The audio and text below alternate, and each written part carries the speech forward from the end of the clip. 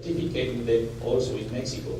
So for the very first time on our history, if there is a computer that is already certified in the US, can enter into Mexico.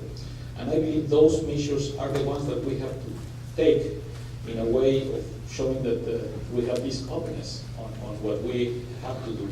And this is also, in a way, showing that if you are really thinking on opening your market, on decreasing tariffs, as we are doing it, we are going to be at the end of 2012, it's 63 of our industrial tariffs going to zero.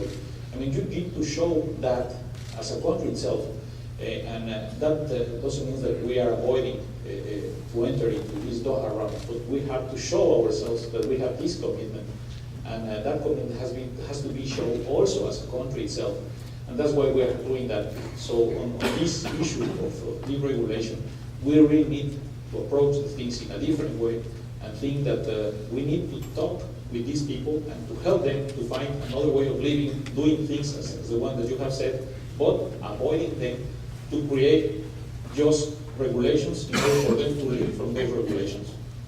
I might just add an encouraging footnote to what Dr. Emerson said. There are lots of precedents where the national regulators have been brought into international negotiation. The world has been experiencing a massive negotiation over the last year on the reform of financial regulation in all of our countries. It's not a trade negotiation. It's not, in most cases, a liberalizing negotiation, but it's to reform financial regulation through the BIS and the Basel Committee of financial officials.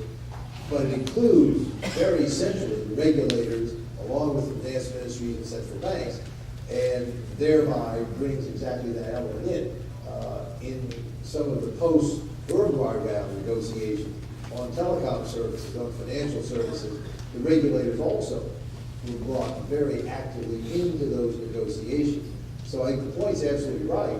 It has to be done, and it's hard work, and it requires some deftness to identify the right participants within governments, bring them together internationally. But it has been done, and it has been a crucial contributor to successful regulatory cooperation in really crucial areas in the past, and literally right now as well. Yes?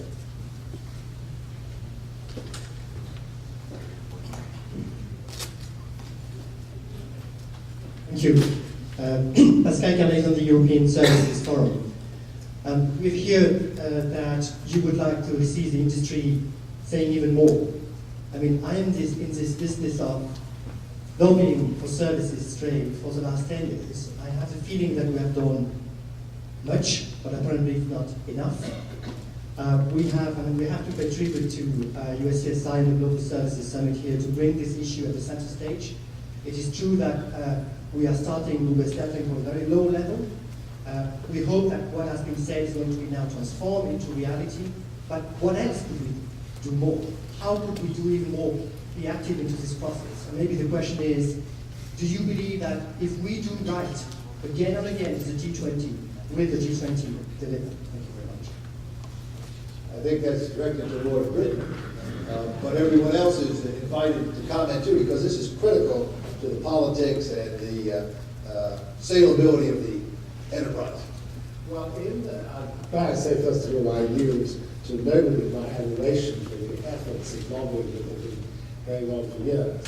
But it seems to me that there are two different aspects of it.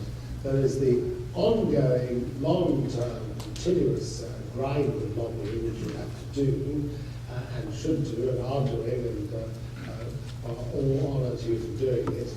And the second issue is the particular pressure and sense of urgency at a time when a negotiation is reaching its peak.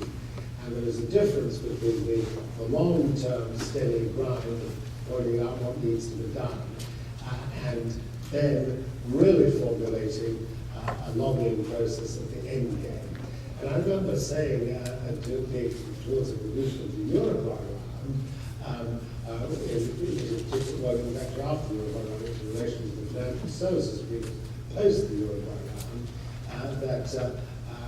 what actually happened was that the European and American industries got together and found that they had a lot in common, which they needed to get across to their respective governments. And it was the regulators, as it were, against whom they were lobbying, and they needed, the regulators were the obstacles at the time. So what I said to them was, yes, reinforce your lobbying by giving it a sense of urgency, saying, now this is really the moment. But also, although it's extremely good and important that there should be, as it were, a group of service organisers, you want, I said to the financial people, I don't want you, if you really want to, my advice is what to do. You need as an organisation to lobby, but also you want the chairman of Citigroup, the chairman of the leading financial institutions, to knock at the door of the White House themselves as individuals as well. So when the going gets really urgent and tough, you don't want just to have the organisations doing the lobbying. You want to have the really powerful actors who've got political clout, not just to rely on the organisations, but to weigh in. And that's something that you need to reserve for the end game, because otherwise if you don't reserve it, they won't do it, and they'll say to you, you're the people we hired to do it.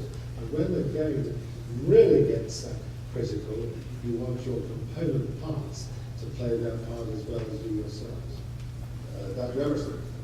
I'll give a political answer, and I can't speak with authority, obviously, on the situation here in the United States, but in Australia, the Australian Services Roundtable is a relatively new organisation.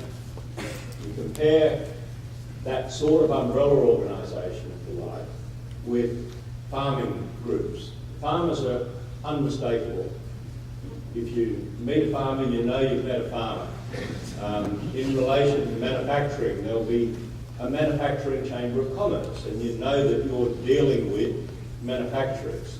In the service economy, which is what I prefer to call it rather than service industries, there isn't that cohesion, or hasn't been in Australia, that identity that describes the dominant part of the Australian economy. And in numbers and cohesion, you get political clout. And as I say, I don't know how cohesive the service industries are here in their lobbying in the United States, but I think that if there is room for more cohesion and to say we are the service economy rather than we represent this service and we represent another service and we represent another service, you get more clout. And it helps governments, because governments then can say, we want to bring the Doha round to a successful conclusion, and we have the backing of this organisation that represents a dominant part of the American economy. So I think it's an organisational question, and yet the more cohesive you are, and that, as I say, the beginning of my remarks, that's why we call it the service economy rather than the service industries. It does present that more united front with more political play. Mr. Sharma. We've heard about the lobbying part. There has been a major role in influencing governments, influencing parliamentarians and policymakers. And that's why the stakeholders' consultations are very important. You cannot move forward. It's not only a question of regulators, but all the stakeholders have to be given a platform and access that they can give their inputs and they can also voice their concerns. It always helps the governments or the negotiators taking forward the negotiations. But the question which was asked was also about the G20 platform, whether G20 can do anything meaningful to achieve what we all have in mind. G20 in recent years has emerged as a representative platform of developed economies and emerging economies.